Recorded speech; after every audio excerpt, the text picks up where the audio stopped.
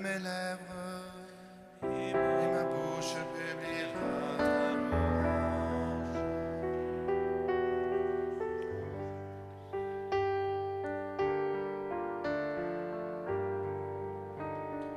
Viens, Esprit de sainteté, viens, Esprit de lumière, viens, Esprit de feu, viens nous embraser, viens, Esprit du Père, sois la lumière, fais jaillir des cieux ta splendeur de gloire.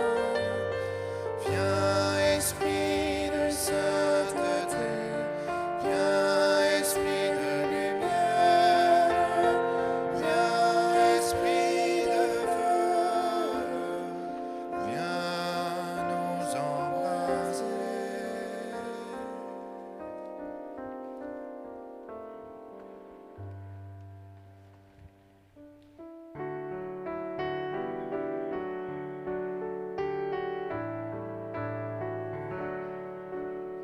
Le Seigneur enverra son ange, il veillera sur ta route. Le Seigneur enverra son ange, il veillera sur ta route. Dieu, tu es mon Dieu, je te cherche dès l'aube. Mon âme a soif de toi. Après toi, languit ma chair, terre aride, altérée sans eau. Je t'ai contemplé au sanctuaire, j'ai vu ta force et ta gloire. Ton amour vaut mieux que la vie, tu seras la louange de mes lèvres. Toute ma vie, je vais te bénir, lever les mains en invoquant ton nom. Comme par un festin, je serai rassasié, la joie sur les lèvres, je dirai ta louange. Dans la nuit, je me souviens de toi et je reste des heures à te parler. Oui, tu es venu à mon secours. Je crie de joie à l'ombre de tes ailes. Mon âme s'attache à toi, ta main droite me soutient. Rendons gloire au Père Tout-Puissant, à son Fils Jésus-Christ, le Seigneur, à l'Esprit qui habite en nos cœurs, pour les siècles des siècles. Amen. Le Seigneur enverra son ange, il veillera sur ta route. Je vais envoyer un ange devant toi pour te garder en chemin et te faire parvenir au lieu que je t'ai préparé. Respecte sa présence. Écoute sa voix.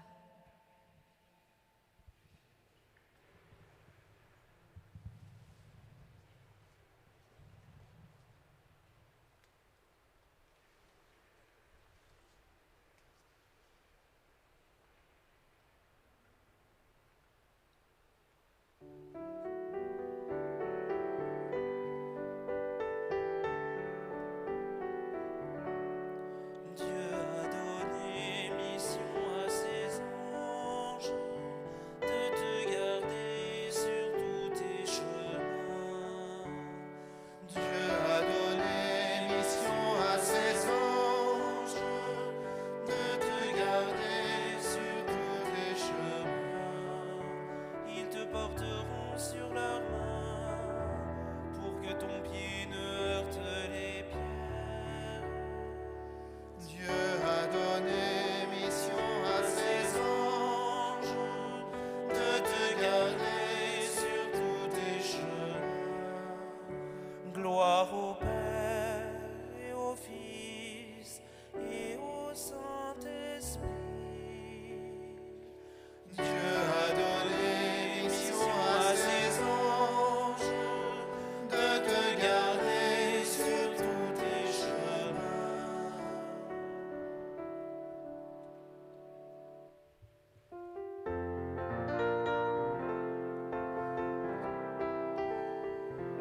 Le Seigneur donne mission à ses anges de garder les héritiers du royaume.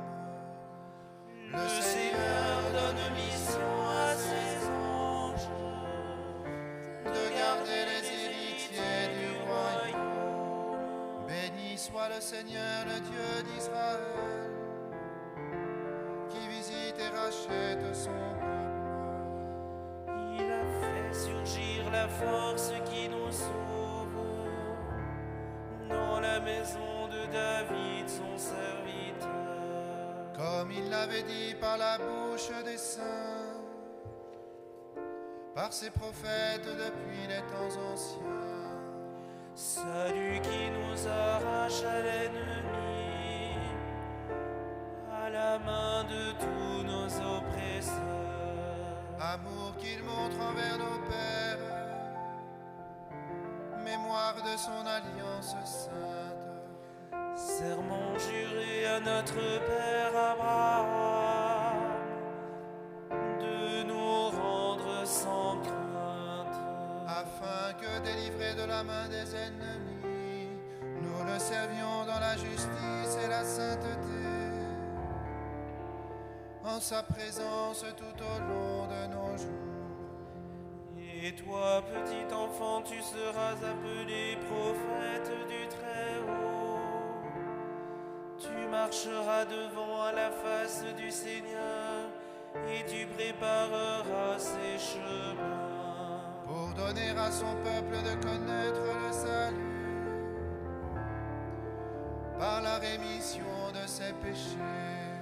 Grâce à la tendresse, à l'amour de notre Dieu, quand nous visite l'astre d'en haut. Pour illuminer ceux qui habitent les ténèbres et l'ombre de la mort, pour conduire nos pas au chemin de la paix. Gloire au Père Tout-Puissant, à son Fils Jésus-Christ le Seigneur, À l'Esprit qui habite en nos cœurs, pour les siècles des siècles. Amen. Le Seigneur donne mission à ses anges de garder les héritiers du royaume. En cette fête des saints anges, louons et bénissons le Seigneur.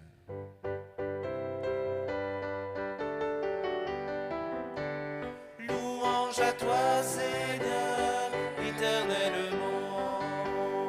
Louange à toi Seigneur, éternellement. Nous te louons, Dieu créateur, pour les anges, fils de ta lumière.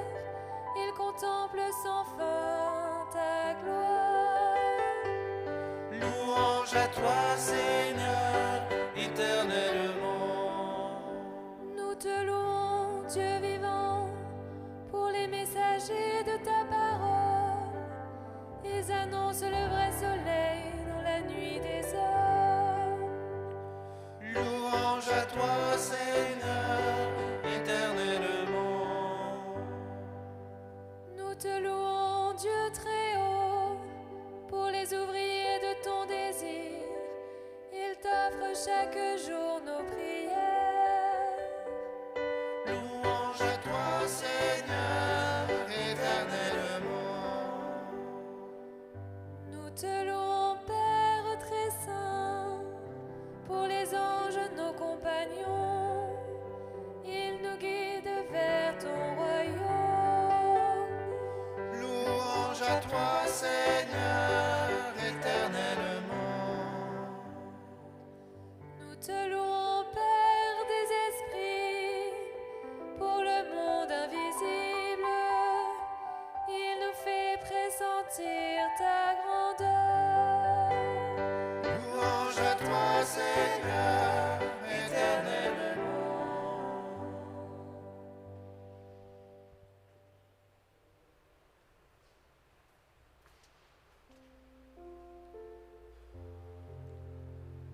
Notre Père qui es aux cieux, que ton nom soit sanctifié, que ton règne vienne, que ta volonté soit faite sur la terre comme au ciel. Donne-nous aujourd'hui notre pain de ce jour.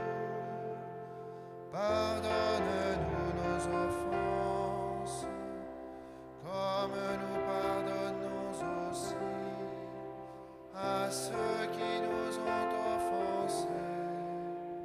Et ne nous laisse pas entrer en tentation, mais délivre-nous du mal. Seigneur, dans ta mystérieuse providence, tu envoies les anges pour nous garder. Daigne répondre à nos prières en nous assurant le bienfait de leur protection et la joie de vivre en leur compagnie pour toujours.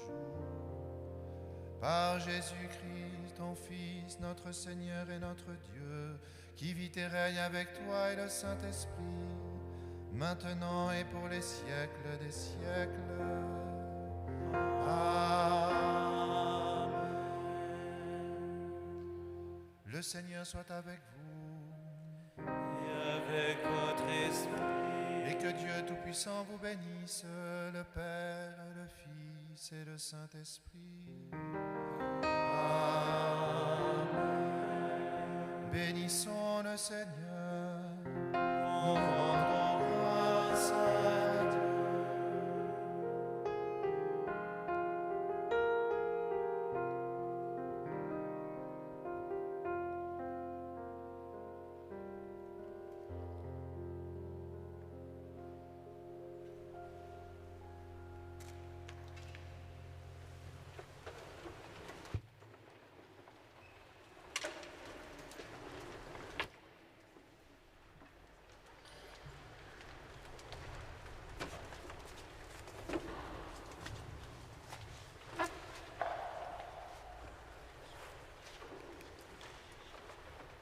Avant de vous laisser définitivement la parole, je souhaiterais vous rappeler l'organisation de cette table ronde. Le temps d'échange entre les intervenants sera le premier temps qui se déroulera jusqu'à 10h15, à partir duquel nous pourrons avoir un petit temps d'échange. Par contre, pour les questions, nous avons mis en place un système de questions par SMS. Voilà. Il n'y aura pas d'échange en direct avec la salle, à ce moment-là en tout cas. Au numéro de téléphone qui s'affiche, voilà, 06, alors il y a une petite erreur, 06 86 34 18 85. Voilà, peut-être ça sera ça pourra être corrigé. 06 86 34 18 85. Donc n'hésitez pas à poser vos questions au long des échanges, comme elles vous viennent, et je les reprendrai ensuite. Un petit quart d'heure, nous aurons le temps pour 1 à 2 questions que nous poserons aux intervenants. Mais je vous rassure, les intervenants seront à votre disposition et à votre écoute à l'issue de la conférence, si vous aviez toutefois besoin de les rencontrer en direct jusqu'à le début de la messe. Voilà pour les consignes. Et puis, par contre, je me permets de vous rappeler de mettre vos téléphones portables en silencieux. Voilà, c'est important pour leur tranquillité. Bien, je vous laisse la parole.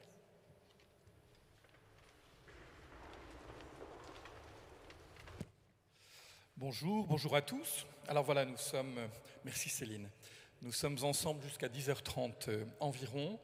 Alors, j'ai mis mon téléphone un peu loin, donc j'espère que je verrai bien le timing.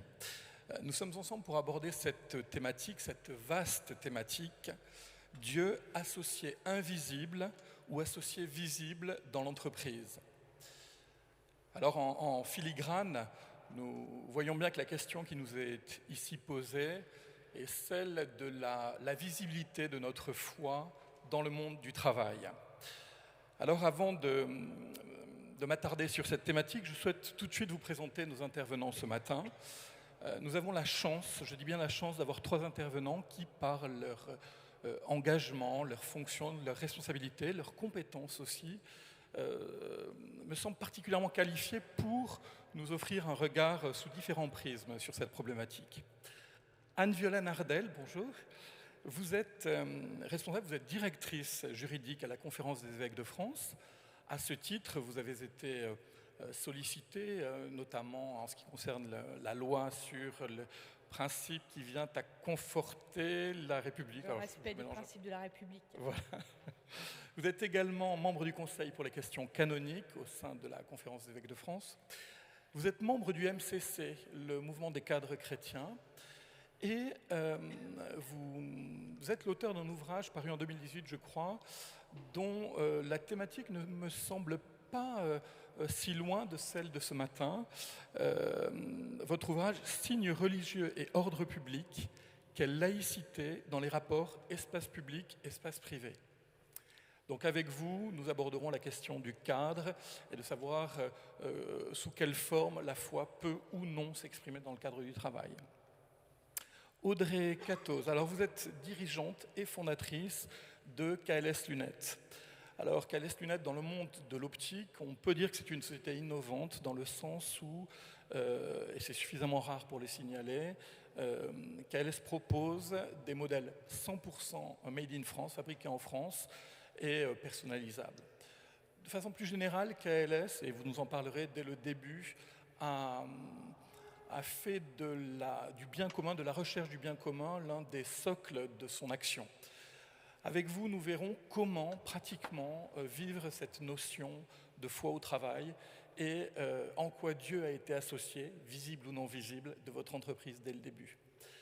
Audrey, vous êtes également membre des EDC, des entrepreneurs et dirigeants chrétiens, et c'est aussi la jonction avec Philippe Royer à vos côtés. Alors Philippe, d'abord vous êtes directeur général d'un groupe de coopératives agricoles, alors que je reprenne bien, c'est Synergie et Synovia et Medria Solutions.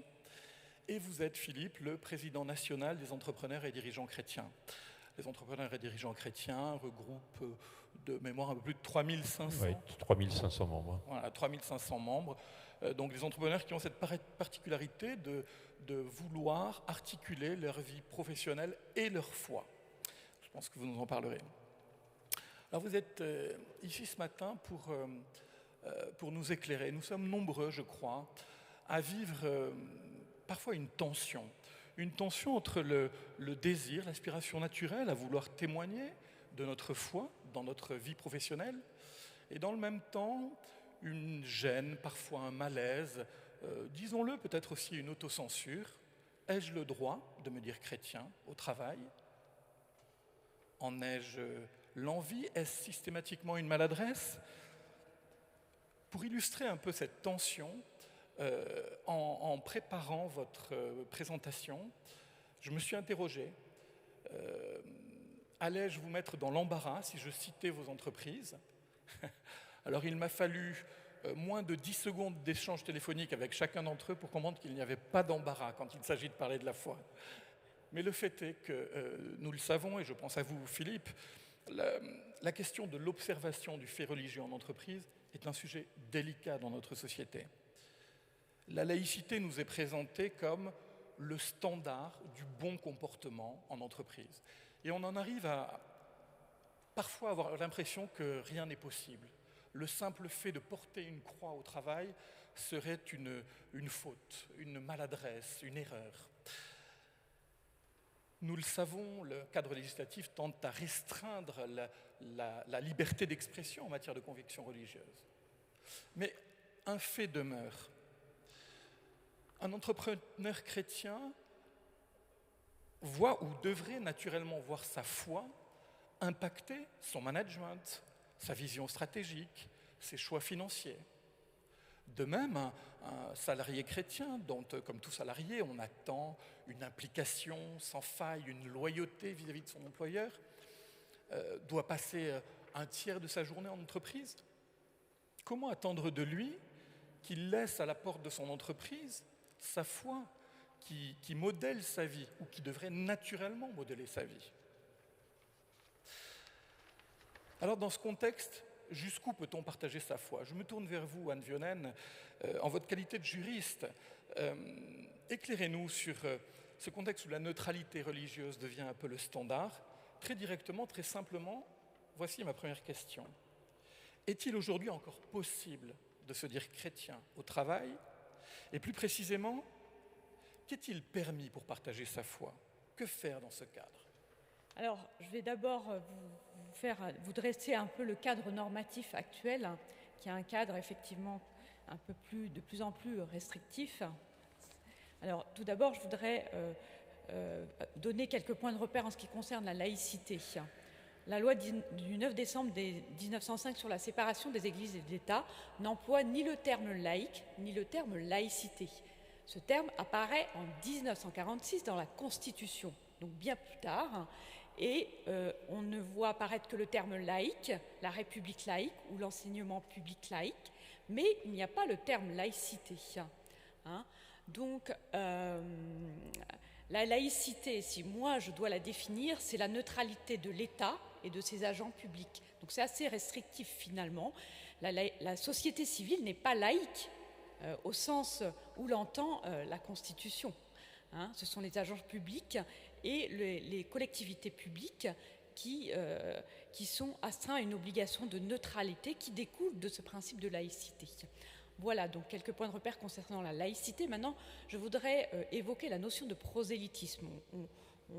On utilise souvent ce terme un peu sans savoir de quoi il en retourne. Or, la Cour européenne des droits de l'homme nous éclaire sur ce mot. En tout cas, la Convention européenne des droits de l'homme, dans son article 9, protège la liberté de religion, mais également, elle dit que chacun peut changer de religion et changer de conviction. Premier point. Deuxième point, la jurisprudence de la Cour européenne des droits de l'homme fait la distinction entre prosélytisme de bonne aloi et prosélytisme de mauvaise aloi. Donc en soi, ça ne veut pas dire que le prosélytisme est condamnable. Ce qui est condamnable, c'est la manière de faire, c'est la pression qui sera exercée. Ce qui est acceptable, c'est la pression, c'est toute pression. C'est la libre persuasion. C'est uniquement la libre persuasion. Voilà en termes de prosélytisme. Je peux juste vous demander une précision. Vous me parlez de la Cour européenne des droits de l'homme. Ce droit prime sur le droit français, où cette distinction entre prosélytisme de bonne aloi et de mauvaise aloi n'a pas lieu d'être en France? Alors, en France, normalement, la Cour européenne des droits de l'homme est au-dessus du droit français. Alors, c'est plus compliqué que ça. C'est-à-dire que la Convention européenne des droits de l'homme laisse ce qu'on appelle une marge nationale d'appréciation à chaque État membre. Donc, en France, on n'a pas, je dirais, encore habilité ce terme, mais ce serait une bonne chose, voilà, de préciser de ce dont on parle. Voilà. Alors après, pour poursuivre sur la question de la neutralité, on est effectivement dans un mouvement qui tend à avoir une norme qui impose la neutralité de manière extensive dans l'espace public. Je voudrais juste vous faire un petit panorama historique. Au départ, le principe de neutralité est uniquement lié à la laïcité et ne concerne que la neutralité religieuse des agents publics. Point. Il y a eu une première entorse avec la loi du 15 mars 2004 qui interdit aux élèves des collèges et lycées publics le port de signes par lesquels ils manifestent ostensiblement leur appartenance religieuse. Et c'est une première entorse, parce qu'ainsi le principe de neutralité n'est plus réservé aux seuls agents publics, mais aux usagers que sont les élèves. Première entorse. Ensuite, on a eu cette saga, vous avez certainement entendu parler de la crèche Babylou, avec ce fameux licenciement d'une personne salariée qui portait le voile, et qui a duré plus de 4 ans avec plusieurs arrêts, notamment un arrêt de l'Assemblée plénière de la Cour de cassation, ce qui est exceptionnel. Il n'y a jamais 2 arrêts de Cour de cassation dans une jurisprudence, ce qui montre la difficulté à réguler ce sujet par le juge. Et puis nous avons dans le prolongement cette loi on appelait la loi El Khomri, la loi 2016, qui permet désormais d'intégrer dans le règlement intérieur d'une entreprise un principe de neutralité. Alors, c'est un peu ambigu parce qu'on parle de neutralité, mais ça pourrait être une neutralité religieuse. Il n'est pas explicitement dit qu'il s'agit d'une neutralité religieuse. Ça pourrait être très bien une neutralité politique ou syndicale. Il y a sans doute un malaise parce que, en fait, là, on est dans l'entreprise privée et, comme je vous le disais tout à l'heure, la société civile n'est pas laïque. Donc je ne sais pas si ça va être un remède utile. Et puis dernièrement, cette loi du 24 août 2021 qui conforte le respect des principes de la République et qui extend le principe de neutralité à tout un secteur d'activité et donc d'entreprises qui sont même aux marges du secteur public. Voilà, donc un principe de neutralité galopant. Et donc, quelle est un peu ma réflexion sur cette machine normative et jurisprudentielle? C'est que, il y a une forme d'épuisement de la norme et du juge à vouloir réguler, puisqu'il faut plusieurs contentieux pour régler un problème, plusieurs lois, et sans que ça règle vraiment le problème. Et puis, je n'ai pas parlé en termes de faits religieux dans l'espace public, on pourrait aussi évoquer la question des crèches de Noël dans l'espace public, qui n'ont pas fini de faire parler d'elles en termes de contentieux. Voilà, donc en fait, en définitive, nous avons un cadre légal, un épuisement du juge et de la norme. Eh bien, je considère donc qu'on a un cadre légal, mais chacun doit prendre ses responsabilités dans ce cadre et ne pas se laisser enfermer par ce cadre. Et d'ailleurs, si on considère le baromètre de l'Institut Montaigne, c'est intéressant puisqu'il est un peu à rebours de ce cadre. D'abord, il considère que les questions religieuses ne sont pas essentiellement conflictuelles.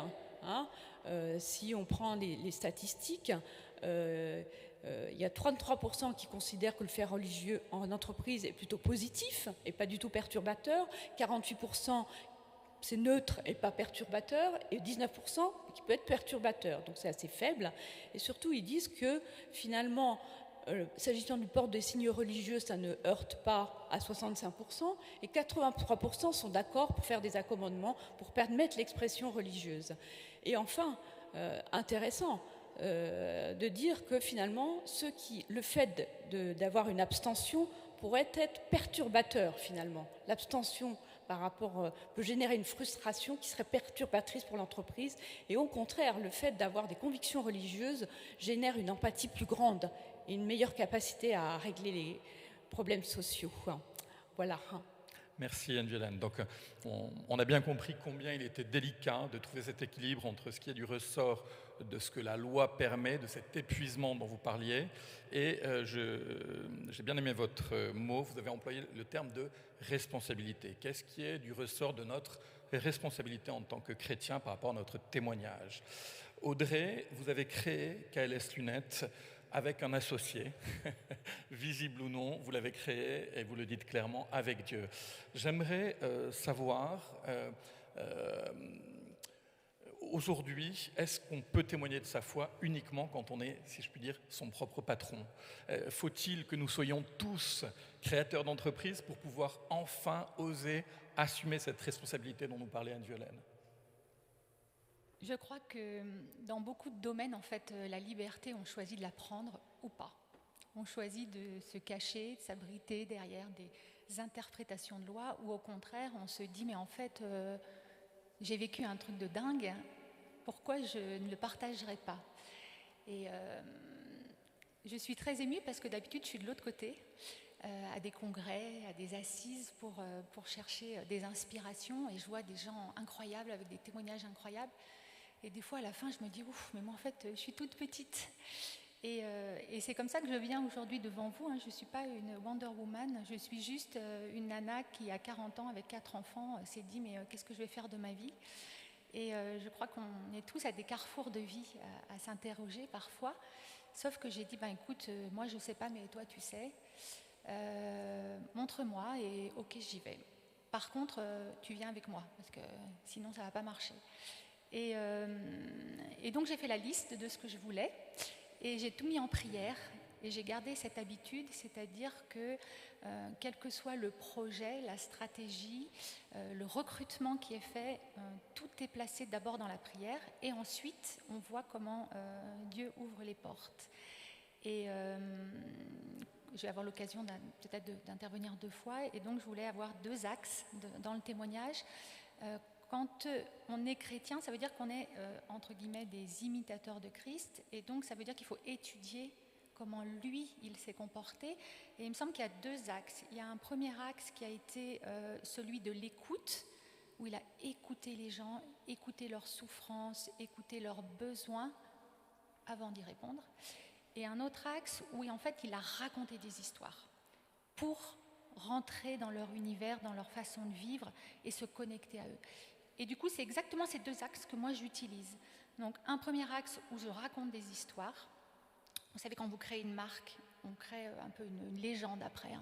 Mais alors, comment vous avez fait ça et tout ? Et donc, je raconte cash comment, en fait, moi je n'ai rien fait, mais comment il m'a inspiré. Et ça surprend un peu. Je vais vous donner des exemples. Par exemple, donc, en gros, je crée des collections de lunettes. Tout est fabriqué localement, pas très loin d'ici, d'ailleurs, et on vend tout ça en circuit court. On ne nous a pas attendu, il y a 12 000 opticiens en France, donc il y a quand même un peu de concurrence. Et pourtant, ça marche, parce que voilà, le bien commun, ça veut dire aussi s'engager pour son territoire, avec des valeurs de réindustrialisation, avec un prix juste de circuit court, etc. Et donc, quand on vient dans nos magasins, les gens disent « Oh là là, mais qu'est-ce qu'elles sont belles, vos lunettes, mais comment vous avez fait tout ça ? Vous êtes designer ?» Je dis « Ah non, pas du tout. » Vous avez fait quoi alors ? « Ah non, mais j'ai une super équipe, mais surtout, je crois en un Dieu qui peut nous inspirer de belles choses, qui n'a pas juste créé le ciel et la terre il y a des millions d'années, et qui au quotidien peut nous inspirer de belles choses. » « Ah bon ? Mais comment c'est possible ?» Donc vous voyez, en fait, à chaque fois, je tends des perches. Les gens me disent « Ah mais c'est incroyable quand on vient dans vos magasins, comme on se sent bien. » Alors on a des magasins un peu atypiques, il y a des petits fauteuils en velours, des grandes fresques, on boit du thé, du café, il y a de la musique, enfin tout ça. J'ai dit mais en fait, on a à cœur que chacun se sente accueilli. Parce que ici, c'est une grande famille, voilà. On a des valeurs fortes de générosité, de solidarité, et on veut que chacun puisse se poser, déposer éventuellement ses soucis. On n'est pas juste des commerçants, voilà. On veut montrer qu'on croit en un Dieu du partage, et ça se vit aussi dans l'entreprise. Et ce discours-là, je l'ai avec tout le monde dès que les gens rentrent. Dès qu'on les recrute, je leur dis vous allez voir des trucs un peu bizarres, vous inquiétez pas.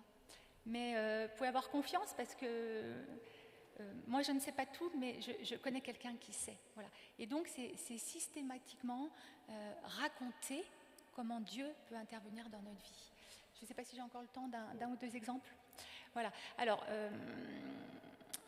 très rapidement, quand on est chef d'entreprise, on est confronté à des problématiques financières, surtout quand on est jeune chef d'entreprise.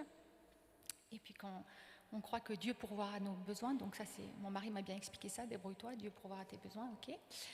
Et donc il a fallu financer les premiers protos, donc les premières collections. Et tous les opticiens rêvent de faire des lunettes, mais s'ils ne le font pas, il y a quelques raisons, et entre autres, c'est hyper cher de lancer ça, c'est des dizaines et des dizaines de milliers d'euros d'investissement. Donc évidemment, je n'avais pas les sous. Mais à côté de ça, j'étais commerciale, je vendais des machines-outils dans les usines de lunettes. Et tout ce que je gagnais, je le réinvestissais pour faire mes protos. Et puis à un moment, c'était Noël, j'allais recevoir tous mes cartons avec mes nouvelles collections, donc j'étais très excitée. Mais il fallait quand même payer tout ça et j'avais pas 1 euro. Donc là, je suis allée voir le banquier qui commençait à me mettre un peu la pression et je lui ai dit, écoutez, il me reste encore 1 semaine, hein, donc ça va bien. Voilà. Faites-lui confiance. Il me disait, mais vous êtes complètement étonnante. Je lui ai dit, non, mais ça va bien se passer. Et Dieu a pourvu de façon absolument extraordinaire. Et là, je vous parle de dizaines de milliers d'euros. Hein. Et en fait,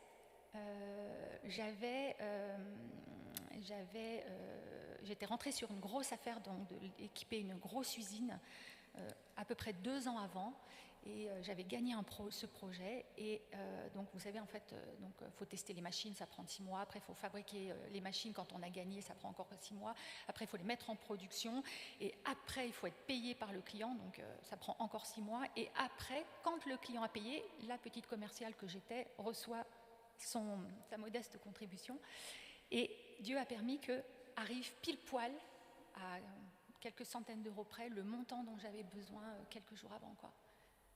Et là, vous voyez, c'est comme quand Dieu a ouvert la mer Rouge. C'est-à-dire que le peuple, il sort et il a besoin d'un méga gros miracle pour se souvenir que, en fait, Dieu est là, il agit, et nous, on doit faire confiance.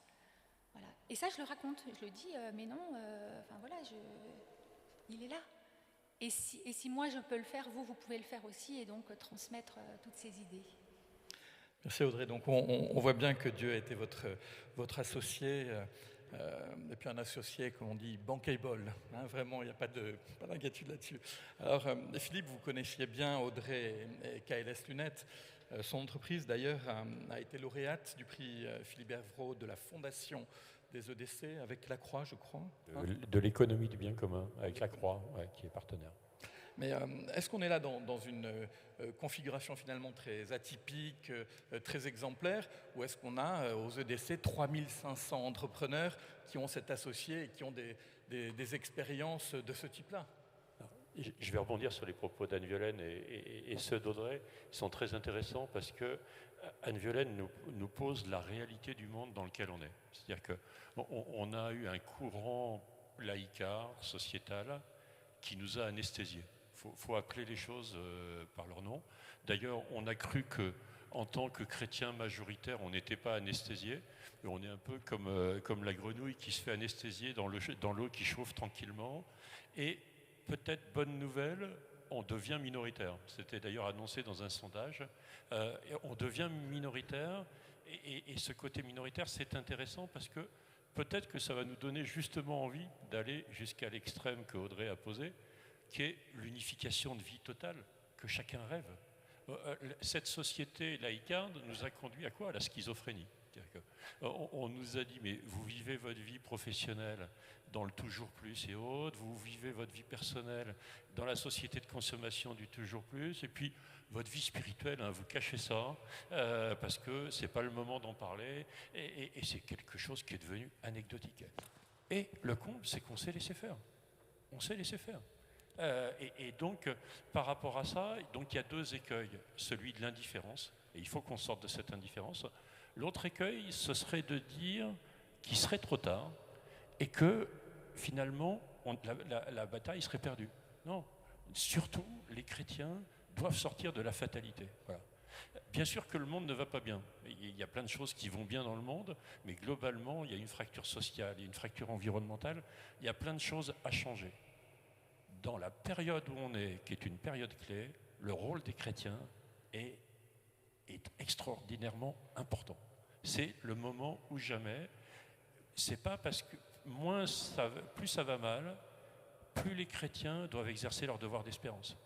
Parce que, comme Audrey le disait, le monde, il n'a pas été créé une fois pour toutes. On a la responsabilité en tant que chrétiens de la co-création. Il faut qu'on prenne pleinement conscience de notre responsabilité. Parce que on est tous, là, et peut-être beaucoup dans cette cathédrale, et moi parfois je l'ai constaté le premier, c'est qu'on a tous envie que le monde change, mais on voudrait que ce soit les autres qui changent.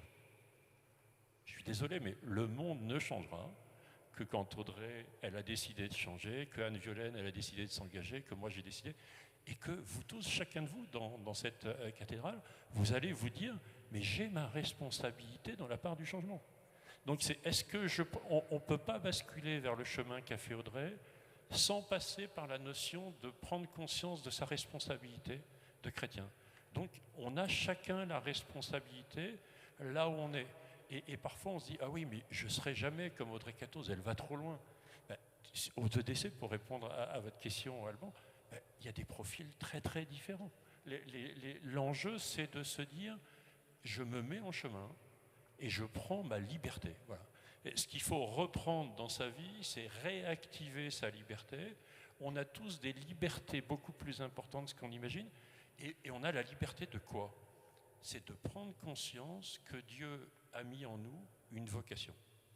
Chacun a une vocation, et pour chacun, elle est différente. Donc ce qui vous revient, c'est de découvrir votre vocation singulière, ce que Dieu le Père a mis en vous, et de se dire, je vais me mettre à mettre en œuvre cette vocation. Et là, si vous vous alignez avec votre vocation profonde, il y a des gens qui s'épuisent à faire des trucs qui sont dans leurs limites et sur lesquels ils se fatiguent. Mais non, osez changer. Osez aller à l'endroit qui va être dans votre vocation divine. Et là, dans la vocation divine, l'avantage, c'est que la fécondité, elle n'est pas x1, x2. Elle est x30, x60, x100. Donc, il faut absolument se réemparer de sa vocation. Et après, quant au témoignage, moi, j'ai eu un témoignage qui est passé par les actes, parce qu'on est dans un monde où je dis souvent qu'on a trop de commentateurs du monde et on n'a pas assez d'acteurs. Donc ce qui vous revient, c'est de devenir acteur du monde. Là où vous êtes, soyez acteur du monde. Et si vous voulez être missionnaire, là je vais rentrer dans un témoignage personnel, moi j'ai trouvé le moyen d'être missionnaire en posant des actes dans le monde. Je me suis occupé de réinsertion de prisonniers, j'ai pris des responsabilités départementales et régionales aux EDC qui m'ont amené à organiser des assises régionales des EDC. Je me suis retrouvé dans la presse. Ça m'a donné une vraie liberté. Le lundi matin, j'étais pas très fier. La première fois, quand je me suis dit, tous les salariés m'ont vu dans la presse, ils savaient peut-être pas que j'étais chrétien. Et donc le lundi matin à 10h, on prenait le café. Et les gens, je voyais que ça causait beaucoup. ça causait beaucoup. En disant, tiens, notre patron était dans la presse. Le thème, c'était réussir sa vie ou réussir dans la vie. Et les gens m'ont posé des questions en disant, mais ça avait l'air très intéressant. Voilà.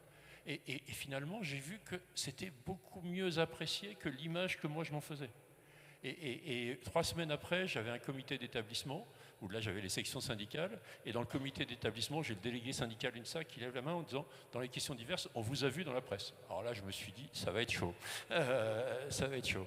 Et il me dit, non, on est allé voir le site des EDC, des entrepreneurs et dirigeants chrétiens, et je leur dis, mais ça fait quoi? Ça fait quoi? Il me dit, vous savez, on va vous le dire, on est plutôt rassuré d'avoir un patron chrétien. Et ces gens-là n'étaient pas forcément chrétiens. Donc il faut oser, parce que, et je reparlerai après dans la deuxième partie d'une anecdote qui témoigne de ça, il faut oser déployer sa vocation, il faut oser reprendre sa liberté. Quand on est questionné, oser dire qu'on est chrétien. Voilà, il y a un moment, il faut ce courage, il faut cette force d'âme, il faut retrouver une force d'âme. Si on retrouve cette force d'âme, on y reviendra, tout va s'enchaîner naturellement. Et par contre, dans l'enjeu missionnaire, pour moi, ce que j'ai compris en avançant dans ma vie, c'est qu'on a souvent envie de conquérir. Voilà, on arrive au congrès mission, on a envie de conquérir, vous allez repartir avec le feu. Et c'est super. Mais souvent, on est un peu déçu. Pourquoi? Parce que la vraie conquête à opérer, c'est pas celle d'aller faire du prosélytisme partout, dans tous les sens, le lendemain matin. La vraie bascule pour vous, c'est de comprendre que vous avez tout reçu de Dieu. C'est de consentir, c'est pas de conquérir. Émerveillez-vous d'être unique et que Dieu vous a donné plein de talents. Par contre, vous ne pouvez plus laisser ces talents enfouis. Ces talents, ils sont au fond de vous, ils ont envie d'émerger. Eh bien, il faut consentir. Et rendez grâce au Seigneur, n'ayez pas peur, c'est l'émerveillement qui va vous aider à traverser la peur. Donc, identifiez votre vocation, traversez vos peurs, voilà, et vous allez voir, le Seigneur fera le reste, on en parlera dans la deuxième partie. Merci Philippe. Donc on entend bien votre appel à sortir de cette schizophrénie par le fait d'oser. Oser parler de façon explicite. Mais là, je suis obligé de me retourner vers vous, Anne Violaine. Y a-t-il encore un espace pour exprimer publiquement sa foi en entreprise ? Y a-t-il une forme, j'ose le mot, d'évangélisation qui nous couperait du prosélytisme de mauvais aloi, pour reprendre vos mots ? Quel est cet espace pour explicitement se dire chrétien ? Alors, je crois que l'espace, on le choisit. C'est un terme que j'ai entendu tout à l'heure. C'est aussi reprendre sa liberté. On peut avoir un cadre légal, mais il faut aussi avoir un peu un regard de la distance par rapport à ce cadre légal et se dire, mais quelle est ma responsabilité ? Pourquoi je suis là ? Qu'est-ce qui m'anime ? Qu'est-ce que je recherche ? L'histoire de rechercher, par exemple, le bien commun, comme le disait Audrey tout à l'heure, c'est ça ma vraie responsabilité. Et ça ne s'enferme pas dans un cadre légal. Donc, ne pas essayer de se retrancher derrière la norme, parce que c'est une tentation quand on a peur. On va se retrancher derrière la norme, mais nous sommes chrétiens, nous n'avons pas peur. Donc, voilà. Une tentation donc de rester volontairement dans l'implicite pour ne pas prendre de risques. On a parlé d'Audrey, mais je reviens à ma question initiale pour le salarié. Est-ce qu'il n'y a pas un espace qui est quand même plus restreint ? Et pour le formuler autrement, n'y a-t-il pas un confort pour le manager à se réfugier derrière la neutralité religieuse pour éviter tout conflit dans son équipe ? Alors, je pense que la question de la neutralité est quelque part un piège, parce que ça peut vouloir dire refuser d'en parler. Or, refusant d'en parler, je crois qu'on ne s'en sort pas. Moi, ce que j'ai compris quand il y a un conflit, c'est que le plus utile, ce n'est pas la norme, c'est le management, c'est la rencontre, le dialogue. Voilà, c'est la manière de sortir d'un conflit, mais ce n'est pas la norme. J'entends bien. Je veux bien rebondir sur neutre. Pour moi, neutre, c'est neutre, fade et sans saveur. C'est-à-dire que c'est pas la neutralité qu'il faut, c'est pas le dénominateur commun du moins bien possible. Ce qu'il nous faut, c'est notre identité équilibrée de l'altérité. C'est vraiment, il faut remplacer la neutralité par un équilibre qui est d'une identité assumée dans le respect de l'altérité. Bien sûr que vous devez respecter que l'autre a le droit de ne pas croire. Bien sûr que vous devez respecter que l'autre puisse être musulman. C'est évident. Par contre, pourquoi ne pas assumer son identité de dire qui on est ? À partir du moment où on dit qui on est et que les gens voient que ça nous donne la joie, la paix, la pêche, il faut qu'on retrouve des visages comme les premières communautés chrétiennes où on disait, voyez comment ils étaient heureux. C'est ça qui donnera envie aux gens de devenir chrétiens. Il faut qu'on arrête de râler. Il faut qu'on arrête de râler, les chrétiens. Il faut qu'on montre que être chrétien, ça nous rend joyeux. Et donc, sortons de cette neutralité et trouvons l'identité équilibrée de l'altérité. Si on y met l'altérité, personne ne peut rien nous reprocher. Audrey, y a-t-il des prérequis pour justement sortir de cette neutralité, avant de verbaliser, de témoigner de ce qu'est notre espérance, de ce que nous avons chevillé au cœur? Quels sont les prérequis? Comme le disait Philippe, ça passe d'abord par les actes, avant de sortir des grandes théories. Et à mon avis, le premier des actes, c'est montrer qu'on les aime. Et ça, particulièrement quand on est manager, c'est être dans l'écoute, être accueillant, être capable de créer un lieu de travail agréable, prendre du temps, prendre du temps à n'importe quel moment, se laisser envahir, déranger, pour créer cette relation de confiance. Moi, j'ai vraiment à cœur dans les bureaux, qu'on puisse tout le temps prendre le thé et on dit comment, ça va aujourd'hui. C'est pas juste ça va aujourd'hui. Vous savez, c'est comme la mère de famille qui voit quand ça va pas du tout l'ado. C'est dit oulala, mais en fait non, ça va pas. Allez viens, on va s'asseoir 2 minutes, on va parler. Parce que de toute façon, tant que vous le faites pas, la personne elle bosse pas, donc autant le faire tout de suite. Et puis oser dire ah bon, mais c'est ça et c'est ta maison. Ah bon, vous avez le permis de construire, c'est compliqué, machin. Ça me touche que tu me dis. Est-ce que tu veux qu'on prie pour ça? Ah bon, et ton fils, il est de nouveau hospitalisé. Tu vois, moi aussi, dans ma vie de maman, j'ai des difficultés. Et voyez, et du coup, c'est créer toutes ces situations où en fait, vous n'êtes pas un manager, vous n'êtes pas un patron, vous n'êtes pas un employé, vous êtes une personne qui aime en face de quelqu'un qui vous raconte sa vie, et c'est beau, voilà. Et là, on est en humanité. Et voilà, multiplier ces temps d'écoute où l'autre va vous faire le cadeau de vous dire ce qu'il est. Quelle est ta quête? Quel est ton besoin? Qu'est-ce que tu recherches? Et là, tout doucement, vous allez voir qu'il va vous poser des questions. Donc d'abord, moi, voilà, j'ai vraiment à cœur et c'est dans ma prière tous les matins, hein, Seigneur, montre-moi comment je peux être à l'écoute. On dit souvent en bénédiction, hein, ça veut dire être capable de donner des paroles valorisantes à l'autre, travailler son vocabulaire. Alors nous, c'est entre guillemets facile sur certaines choses parce qu'on accueille des clients et du coup, on doit être gentil, hein, sinon on n'aurait pas de clients. Mais ça vous va bien, quand vous mettez ces lunettes, vous êtes resplendissante, oui, là ça met de la lumière sur votre visage, allez, vous pouvez y aller, vous voyez, tout ce côté de l'énergie positive. Et il me semble que ça, c'est aussi la signature des chrétiens. Écouter, donner des paroles valorisantes, encourager. Et après, les gens vous disent, mais comment vous faites, vous? Je dis, comme vous, hein, c'est pas facile tous les jours. Et pour moi aussi, ouais, c'est difficile. Ouais. Moi aussi, j'ai des enfants qui vont pas bien, j'ai un couple, je vois pas assez mon mari, et c'est compliqué, mais j'ai confiance en un Dieu qui nous aide au quotidien. Et voilà, j'ai vécu ça. Est-ce que vous voulez que je prie pour votre fils? Et vous savez, en général, les gens ils disent oui, ils disent pas non. Hein. Et ok, on le fait là, bing. Et je me regarde, on va lui parler comme ça. Et voilà, donc écouter, créer ces petits moments d'intimité, et après seulement, on est vraiment dans un témoignage explicite. Et il y a deux petites notions, j'ai un peu de temps, deux petites notions que je voulais rajouter. Parfois, quand on sort de congrès comme ça, on est reboosté, on a envie de témoigner, on a envie d'y aller, etc. On a son étendard, là, on est prêt comme les croisés. Sauf qu'en fait, souvent, on n'a pas le bon vocabulaire. C'est-à-dire qu'on va arriver avec nos propres mots, merci Seigneur. Vous dites Seigneur dans l'entreprise, déjà les gens ne comprennent même pas ce que ça veut dire. Alors je ne vous parle pas si vous avez des amis juifs ou musulmans. Donc déjà, juste commencer par mettre le vocabulaire que tout le monde comprend. Ça veut dire que si c'est un juif, vous n'allez pas dire Seigneur parce que ça lui fait hyper peur, quoi. C'est savoir dire le Messie, Yeshua, utiliser le bon nom Adonai. Enfin il y en a plein de noms hébreux qui ont à chaque fois une signification exacte. Donc il faut aussi faire ce travail. Ça demande de l'étude, de comprendre comment l'autre vit sa spiritualité, et ça demande de la curiosité.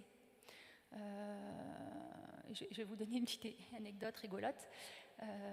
Donc quand j'ouvre un magasin, je propose à mon équipe d'être 50% actionnaire, et nous on est 50% actionnaires.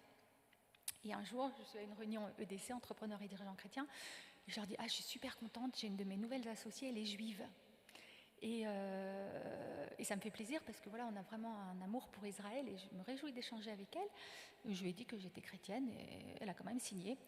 Et je dis comme ça le soir à mes amis, hyper spontanément, ça va être enregistré, mais tant pis, je leur dis, ça m'aurait fait un peu bizarre, je ne sais pas comment j'aurais réagi si elle était musulmane. Il me dit, bon, mais pourquoi tu penses ça?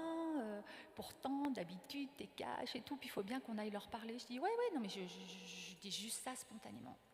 Et puis quelques jours après, Anne-Charlotte, donc cette personne, me dit j'ai vu qu'il y avait un autre magasin à côté de chez moi, j'aimerais bien plutôt travailler dans tel magasin, est-ce que vous êtes d'accord? Je dis moi pourquoi pas, mais il faut trouver quelqu'un pour vous remplacer, donc faites appel à vos copines.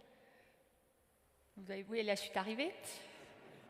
Donc elle me donne les coordonnées d'une copine, ça se passe super bien, super casting au téléphone, la nana elle coche toutes les cases et tout, donc je la reçois en rendez-vous. Je lui dis, je vous sers une petite tasse de thé? Elle me dit, en fait, non, je bois rien, je mange rien aujourd'hui. On était en plein ramadan. Je dis, ok, merci Seigneur. Là, tu me confrontes à mes limites. Et du coup, j'ai accepté. Elle est actionnaire aujourd'hui de son magasin. Et du coup, j'ai dit, en fait, ça m'intéresse de savoir comment vous vivez votre relation avec Dieu, qu'est-ce que ça vous apporte.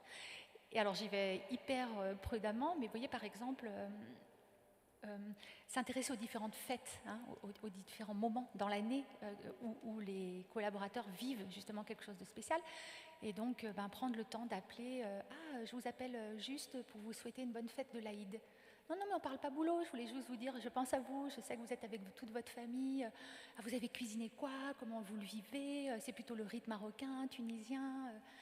Voilà, ça me fait plaisir, prenez du temps à vous ressourcer. Et elle a été un peu scotchée, parce que normalement, je suis la patronne, donc j'appelle, c'est plutôt pour dire... Voilà. Et là, en fait, pas du tout. Vous voyez, c'est rejoindre l'autre là où il est, s'intéresser. Et en général, après, il y a une réciprocité qui se met en place. Parce que le jour de Noël, elle aura peut-être envie de me renvoyer une question. Voilà. Et c'est ça, être chrétien. C'est aimer l'autre, écouter, et puis s'intéresser et adapter. Voilà. Je vois que Philippe approche son micro, donc juste avant, si je comprends bien les prérequis, écouter, comprendre, allez, j'allais dire aimer avant de parler. J'approchais mon micro parce que ce qu'évoquait Audrey faisait résonner en moi le fait de faire lien. Les chrétiens voudraient être missionnaires, mais ils rencontrent pour beaucoup que des chrétiens. Voilà. On ne pourra être missionnaire que si on fait lien avec les autres dans la société. C'est-à-dire que moi, ma nourriture que j'ai en équipe d'essai, elle n'a de sens que si c'est pour aller m'engager dans d'autres éléments. Je me suis engagé avec le MEDEF dans la réinsertion de prisonniers. On a créé un centre de développement d'emploi de personnes handicapées. Mais c'est bien dans le lien aux autres, au-delà de notre sphère chrétienne, qu'on pourra être missionnaire. Donc on ne peut pas être missionnaire sans créer lien avec les autres. Donc posez-vous la question de qui j'invite. Posez-vous la question de quelle est ma sphère d'amis. Est-ce que j'ai des amis qui me ressemblent tous ? Si on a des amis qui nous ressemblent tous, on va finir dans l'identitarisme, on ne va pas finir dans la mission. Et donc cette identité, moi je l'affirmais tout à l'heure, mais c'est une identité qui va dans le monde, c'est une identité dans l'altérité, c'est ce que l'Évangile nous invite à faire. Après, pour partir dans le monde, Audrey l'a très bien dit, le nœud c'est la prière. Et ici, il faut prier. La fécondité missionnaire est à la hauteur de la prière. Donc, si vous avez le feu en quittant ces congrès missions de Besançon, la chose à faire, c'est d'amplifier la prière, c'est d'amplifier la participation à la messe ou au culte, mais développer votre vie, développer la solidité de votre engagement chrétien. Après, vous aurez à accueillir la providence. Alors, ça sera quoi accueillir la providence ? C'est poser un acte qui parfois de répondre à un appel irraisonnable à la suite du Christ. Suivre le Christ n'est pas raisonnable. Il faut avoir conscience de ça. On nous demande en tant que chrétiens, si vous venez au congrès mission, il faut que vous preniez conscience que vous allez devoir aller au-delà du raisonnable. Donc vous devez aller au-delà du raisonnable. Moi, c'est ce que j'ai fait en m'engageant à la présidence des EDC au niveau national. Ça me prend 1 journée et demie par semaine, 2 soirées, et puis en plus, je suis directeur d'un groupe coopératif, donc je ne suis pas propriétaire de la société. On aurait pu me dire, mais attendez, au bout de 6 mois, vous partez. Vous allez trop loin dans votre engagement chrétien. En plus, il y a des vidéos qui passent partout et autres. Et là, je voulais vous raconter une anecdote. C'est que j'ai pris la présidence des EDC en 2018 à Strasbourg. Quand je suis rentré, mon assistante de direction, je lui ai demandé d'organiser un pot avec un autre délégué syndical, pas celui que j'ai cité tout à l'heure, et qui partait à la retraite, Stéphane Bécher. Et Stéphane partait à la retraite et mon assistante me dit « il a refusé le pot de départ ». Je dis, c'est pas très sympa. Donc, je vais appeler Stéphane Bécher. Je dis, Stéphane, vous n'avez pas le choix. Ça fait une dizaine d'années que vous êtes engagé dans l'entreprise. Vous avez donné beaucoup de temps. Parfois, on a eu quelques tensions parce que vous étiez assez exigeant. Mais je tiens absolument à ce qu'on fasse un pot de départ. Il me dit, Philippe, pas de souci. J'accepte le pot de départ. Donc, c'était le 2 mai. Je lui donne la date, le 2 mai. Mais il me dit, par contre, le samedi 5 mai, on fera quelque chose ensemble. Le 2 mai, on fait un pot de départ. Il fait un topo très sympa. C'était la personne qui était de la classe sociale la plus modeste dans notre entreprise, un opérateur de base, mais quelqu'un qui avait vraiment des convictions. Et le 2 mai au soir, il a fait le tour du bureau pour dire au revoir, et il vient me voir, il me dit, et je lui dis, mais on fait quoi le 5 mai ? Et il me dit, le 5 mai, on va aller prier ensemble la Vierge de Pontmain. Et là, il m'a révélé que quand je me suis engagé comme président de région des ODC, ils sont engagés comme délégué syndical pour me protéger. et que depuis ce jour-là, il prie tous les jours avec sa femme pour moi. Donc on est allé prier la Vierge de Pontmain. Donc il m'a offert une icône. Alors avec humour, il me dit, elle est dans mon bureau, si on te dit quelque chose, tu diras que c'est le délégué syndical UNSA qui te l'a offerte. Voilà. Et ça a même été au-delà de ça. Il me dit, mais on a pensé avec mon épouse que pendant tout un mandat, il fallait prier les oraisons de Sainte Brigitte. Ça serait bon pour la fécondité des EDC. Et donc je me suis mis à l'école de mon délégué syndical, à l'école spirituelle de mon délégué syndical. Je me suis mis à l'école du plus petit de l'entreprise.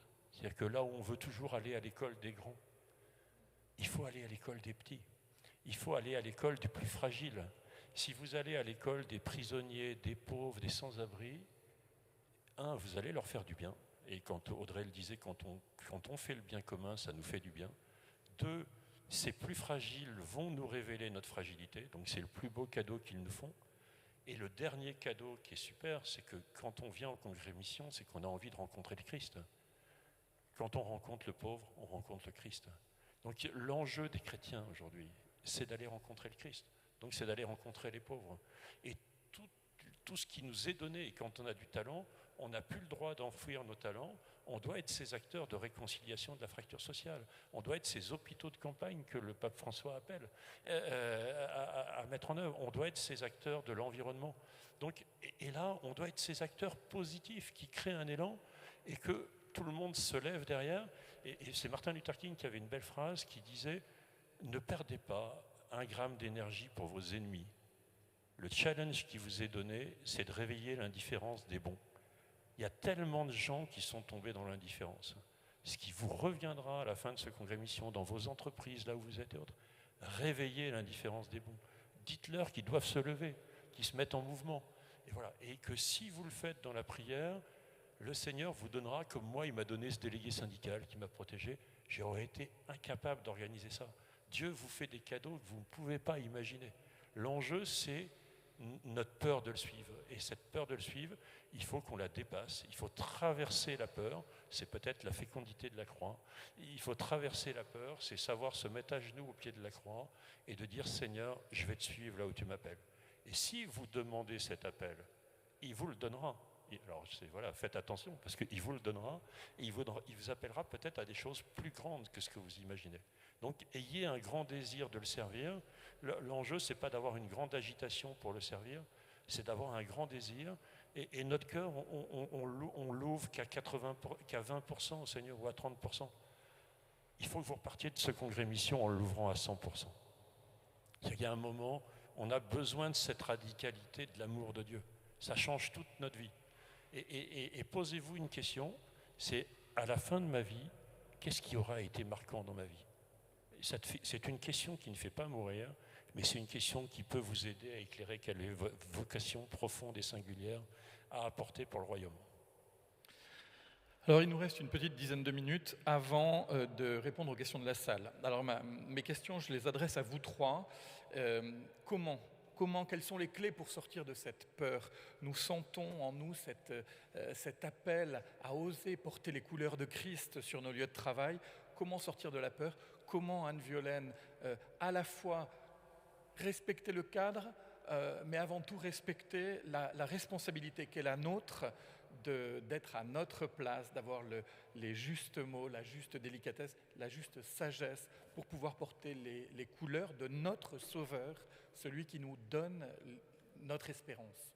Alors moi je dirais cohérence, cohérence de vie, c'est-à-dire qu'on ne laisse pas ses convictions à la porte ou à la sortie de n'importe quel bâtiment ou autre lieu.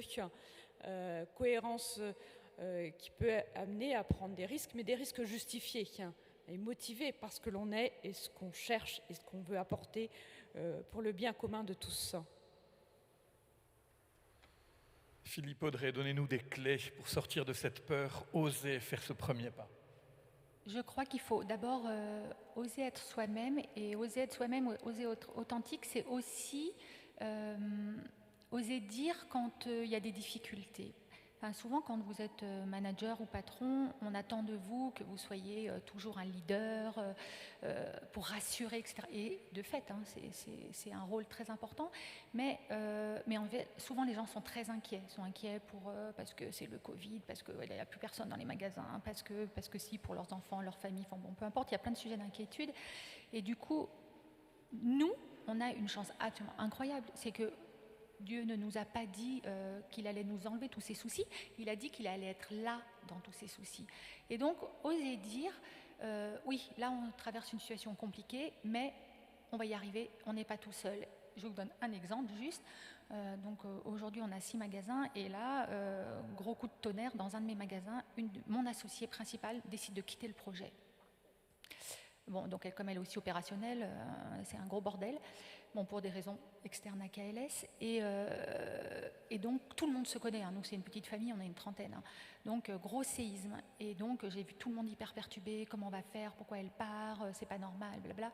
Et nous, du coup, avec mon associée chrétienne, on a dit, mais en fait, c'est douloureux pour nous, mais on reste hyper confiants. Parce que c'est Dieu qui fait le casting. Donc, on va écouter, on va regarder les opportunités et on lui fait confiance. Et donc, juste oser dire, oui, c'est compliqué aussi pour nous, mais en fait, on lui fait confiance et on reste dans la paix. Et ça, c'est hyper motivant pour les équipes, parce que du coup, c'est hyper rassurant. En fait, ça ne dépend pas que de moi, et heureusement, hein, ça dépend de lui, et oui, et dans des trucs hyper concrets comme ça. Donc, oser être authentique, oser dire quand ça ne va pas, mais oser dire qu'on a des ressources, et donc, il faut y aller, et oser rappeler tout ce que Dieu a fait déjà dans nos vies, dans les projets. Et c'est pour ça qu'il faut s'appuyer là-dessus.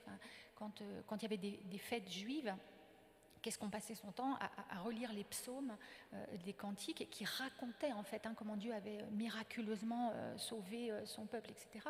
Pour que les nouvelles générations, elles se souviennent, elles disent « Ah ouais, mais avec Dieu, nous ferons des exploits ». Et donc prendre à chaque fois ces temps de célébration en disant « Mais attendez, mais on est passé par là, vous avez oublié ?» Et on y arrivait, tous ensemble, en équipe. Les défis, on va continuer ensemble, parce qu'on lui fait confiance, en tout cas nous, et soyez en paix, voilà. Moi, ce que je dirais par rapport à cette question, 2 points, peut-être changer de paradigme et la persévérance. Je m'explique sur le changement de paradigme, qui est le premier point, c'est que on s'épuise beaucoup trop sur ce côté terrestre. Il faut, en tant que chrétien, qu'on prenne conscience de notre vocation céleste. Le chrétien est un être céleste de passage sur terre qui est appelé à la vie éternelle. Et finalement, il faut qu'on reprenne conscience de cet appel à la vie éternelle. C'est un truc énorme, l'appel à la vie éternelle. C'est-à-dire qu'il nous est donné ce que les milliardaires des GAFAM sont en train de mettre pour essayer d'opérer le transhumanisme. Il faut leur révéler qu'il faut qu'ils arrêtent de dépenser des euros, ça nous est donné gratuitement. Donc on a cette vie éternelle qui nous est donnée et on ne sait même pas s'en émerveiller. C'est un truc énorme, un truc de ouf, les jeunes diraient un truc de ouf.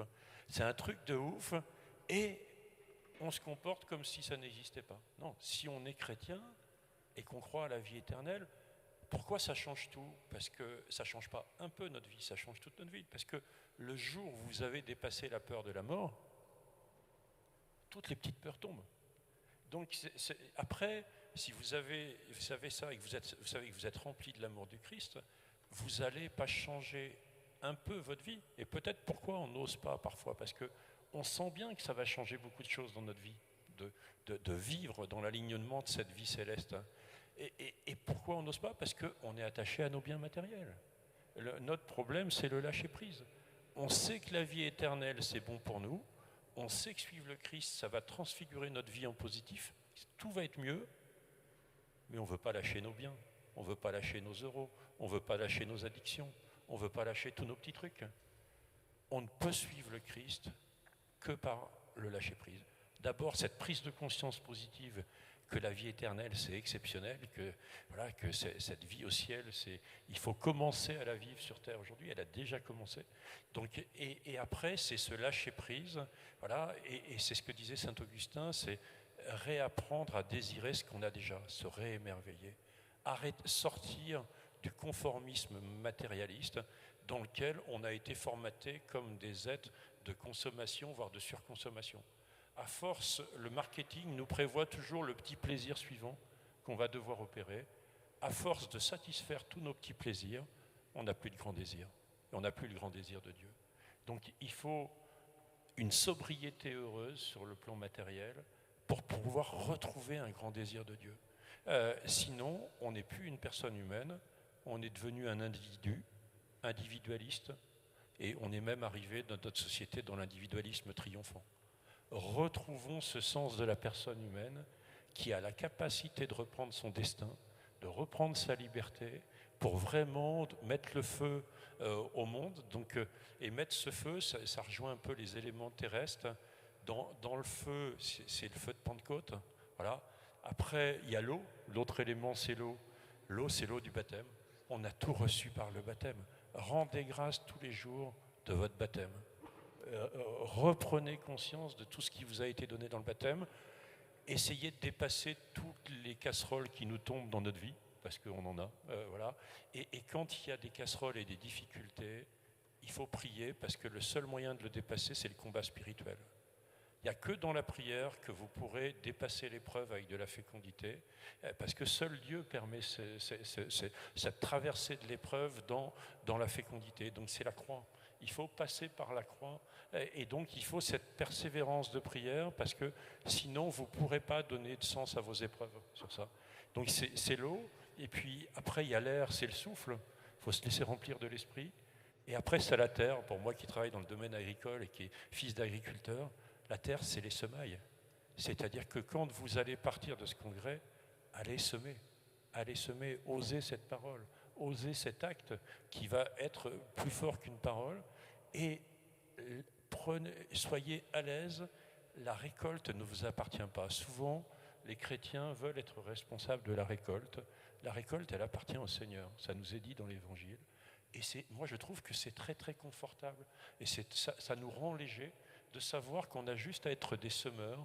Voilà, si on prend les métaphores de l'agriculture, on a juste à semer, à remettre un petit peu d'eau de temps en temps, à arroser, à biner, et que vous voyez des choses qui apparaissent, qui vous dépassent, et c'est la beauté du royaume de Dieu. Donc c'est dans le changement de paradigme et dans la persévérance et en passant par le fait de faire face à ce combat spirituel que finalement on n'a plus peur. Moi aujourd'hui j'ai plus peur, j'ai vraiment ce sentiment-là, et quand les peurs elles réapparaissent, je me mets immédiatement en mode prière. Je dis je vais pas perdre d'énergie dans mes peurs, je dis Seigneur, je te confie ça immédiatement, parce que les peurs que vous laissez grandir en vous, ça finit par des fantasmes. Ça finit par des fantasmes, et là, la peur, on dit souvent que la peur est mauvaise conseillère, et c'est vraiment vrai. Donc la peur n'est pas de l'action de Dieu. Voilà. La prudence, oui, mais pas la peur.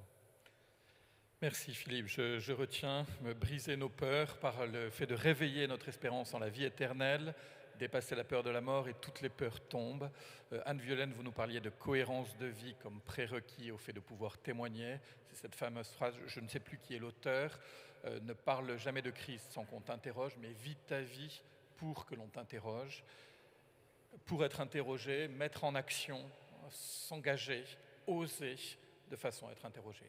Alors, voilà, je cherchais Céline du regard pour les questions de la salle.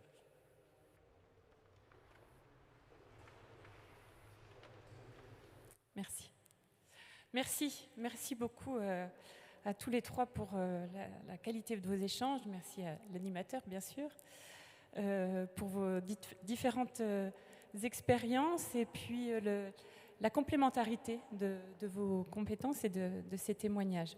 Donc beaucoup de questions, beaucoup de réactions de la salle. Alors je m'excuse par avance parce que nous sommes obligés de faire une sélection des questions, comme vous l'avez compris. On ne pourra pas répondre ici à tout, mais on a essayé de reprendre ce qui revenait. Alors je m'adresse déjà à Madame Catos. Je voulais vous faire quand même un petit clin d'yeux parce que j'ai trouvé des petites remarques très positives, et notamment quelqu'un qui vous a trouvé un slogan pour vos magasins: vous aidez vos clients à mieux voir. Voilà. Je trouvais ça pas mal. Donc ça, c'était chouette. Et puis, je crois qu'il y en a qui sont prêts à déposer des CV aussi, voire à se présenter même comme ça, simplement en étant eux. Welcome. Voilà, trêve de plaisanterie. Une question donc, pour vous. Vous nous avez partagé beaucoup d'exemples et d'expériences, mais est-ce que vous auriez aussi eu parfois des réactions ou des conflits avec certains collaborateurs qui seraient plutôt contre l'Église, par exemple, ou qui auraient des positions plutôt tranchées, voire négatives? Et si oui, comment est-ce que vous avez pu gérer la situation?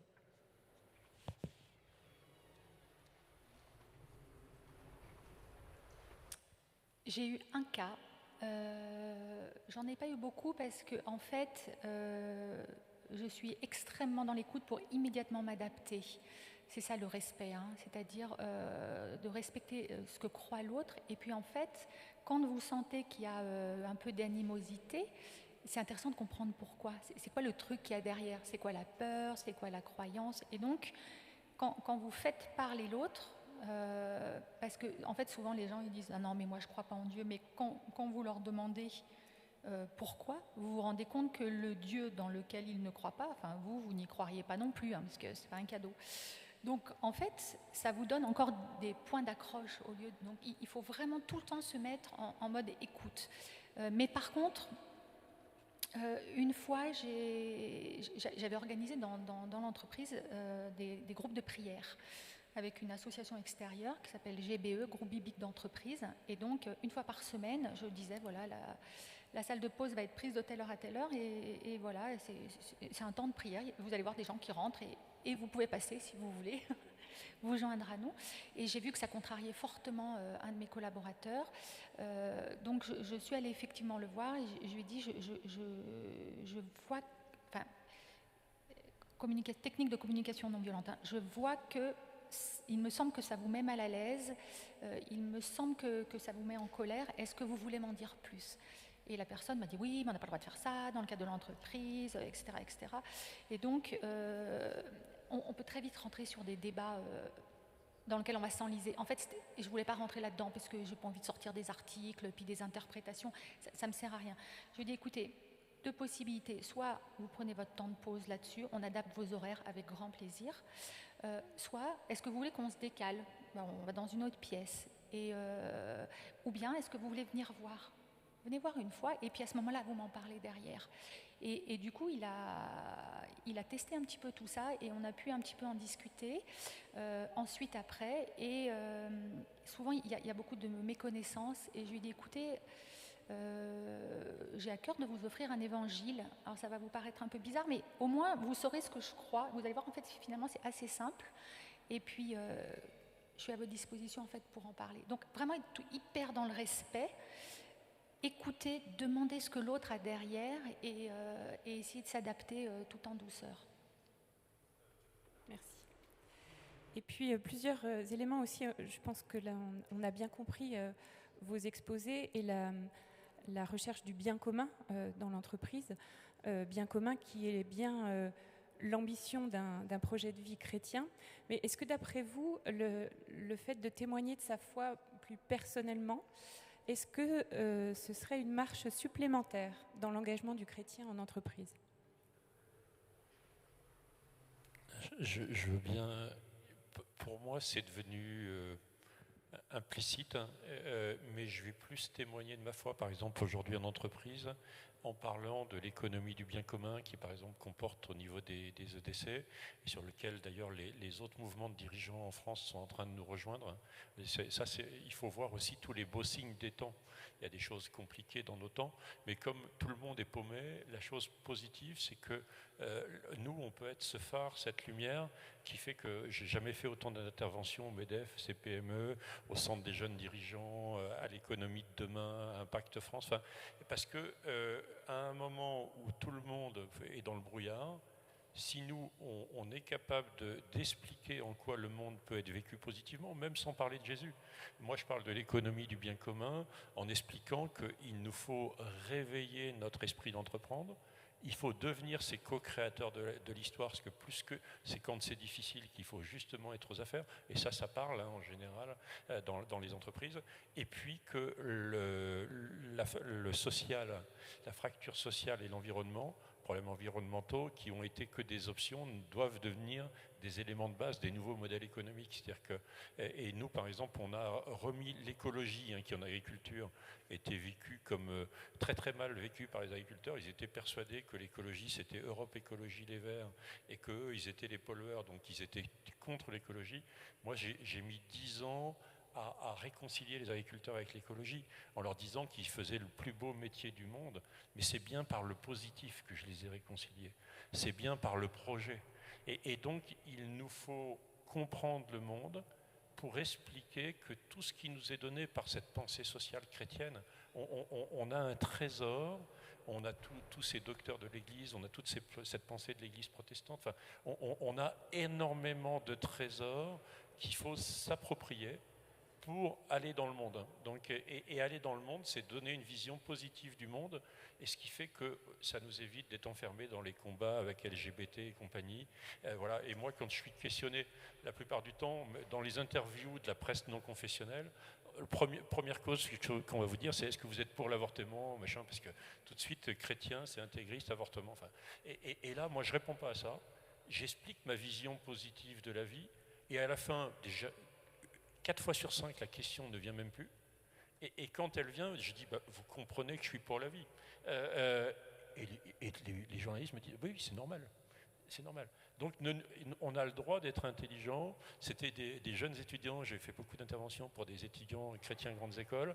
Et il y a une jeune étudiante qui m'a dit, j'aime bien ce que vous dites parce qu'on a le droit d'être plus malin que le malin. Et j'ai trouvé que c'était sympa. Donc voilà, soyons astucieux pour présenter les choses positivement. Voilà, et arrêtons d'y aller avec les chars d'assaut.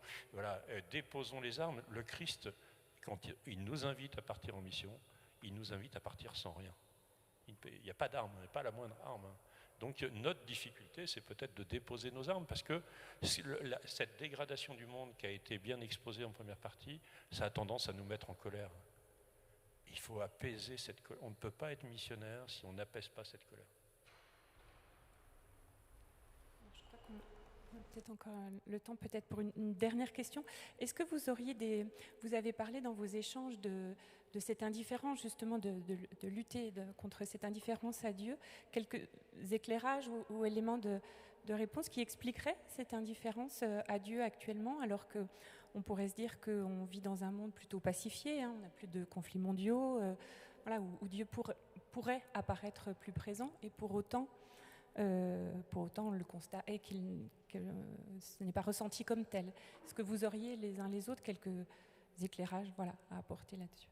Moi, quand je parlais de l'indifférence tout à l'heure, je faisais écho à l'individualisme triomphant. Si on sort les gens de l'individualisme triomphant, si on remet les gens, voilà. Alors, ça rejoint peut-être un point, c'est que vous ne pouvez pas sortir les autres de l'indifférence si vous êtes seul.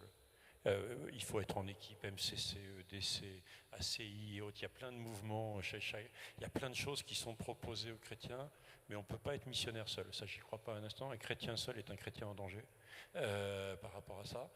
Et donc, il y a, moins on parle de Dieu, plus il y a un besoin grandissant dans les personnes qu'on vienne leur révéler.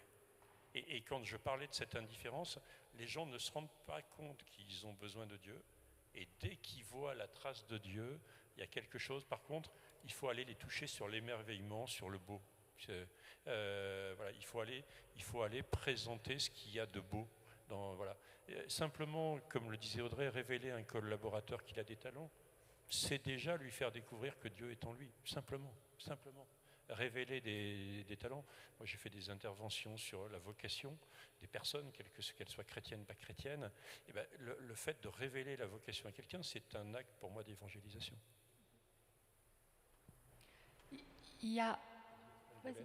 Juste, je crois qu'il faut sortir de soi, en fait. Il faut... il y a une différence parce que peut-être qu'on s'est un peu replié sur nos propres cercles et qu'il faut aller voir des autres qui nous paraissent étrangers et qui le sont de fait. Mais il faut s'intéresser, être à l'écoute, comme le disait Audrey. Qui sont ces personnes qui sont en face et créer un lien. Il y a beaucoup d'indifférence, mais il y a énormément de recherches. Moi, je vois autour de moi beaucoup de femmes, par exemple, qui recherchent toutes les techniques de développement personnel, qui je suis, où je veux, apprendre à dire non. Bon, ben là, quand on a l'identité d'être chrétien, d'un enfant de Dieu, on a des réponses à tout ça. Donc on peut échanger avec ces personnes-là. Toutes les personnes qui s'engagent dans tout ce qui est méditation pleine conscience, c'est-à-dire prendre du temps pour se poser, se recentrer, être dans l'instant présent. Je veux dire, là aussi, on peut créer des passerelles incroyables en disant « Ah bah oui, c'est exactement ce que je fais tous les matins. En fait, je fais un moment de méditation et je suis en pleine conscience. » Pas toute seule, mais on peut en parler. Donc il y a plein de choses, tout le monde se forme aux techniques de communication non violente, mais c'est exactement ça, être chrétien, donner des paroles valorisantes, savoir écouter, donner sa place à l'autre. Donc en fait, intéressez-vous à quelle est ta quête, à ce qui les intéresse, et vous allez voir qu'il y a énormément de passerelles.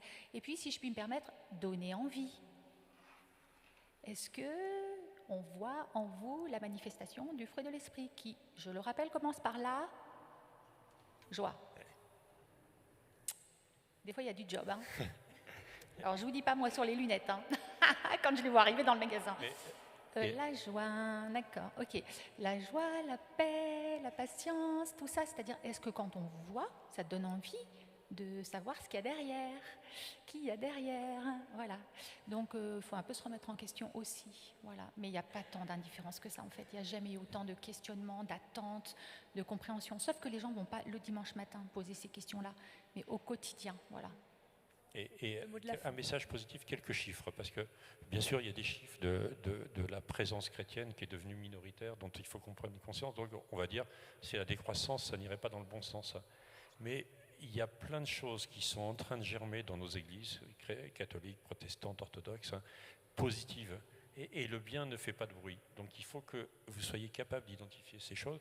Nous, on le vit aux EDC, on était 1400 membres en 2010, on a dépassé 3500 membres. Pendant la période de confinement, on a triplé le nombre de jeunes de moins de 40 ans. Donc ça veut dire, et ça pour moi, c'est peut-être la meilleure nouvelle pour les EDC, pour l'Église, de manière globale, parce que ceux qui changeront la donne, c'est la jeune génération. Moi qui ai 55 ans, j'estime que mon devoir, c'est de préparer le terreau fertile de cette génération-là, qui a envie d'entreprendre, qui est sensible à l'environnement, qui est sensible au social. On dit souvent que les nouvelles générations vont déconstruire le monde. Depuis l'Antiquité, on dit ça. Au contraire, il faut croire dans la jeunesse. Et la responsabilité des gens qui ont un peu d'argent, qui ont réussi des choses, c'est d'aider ces jeunes à écrire l'histoire de demain, et elle va être belle. Partons du principe qu'elle va être très belle. Merci. Merci vraiment à vous trois. Je crois que Blaise Pascal écrivait « Il y a au fond de chaque homme un vide en forme de Dieu ». Aimer nos collègues, aimer nos collaborateurs, c'est peut-être aussi les aider à remplir ce vide. Je vous remercie beaucoup pour vos interventions. Audrey, j'ai bien retenu cet appel à la joie et partons avec la conviction que l'élan missionnaire procure aussi la joie. Mon souhait pour chacun d'entre nous, c'est que nous repartions animés de cette conviction. L'élan missionnaire procure la joie en nous et en eux. Merci beaucoup à chacun.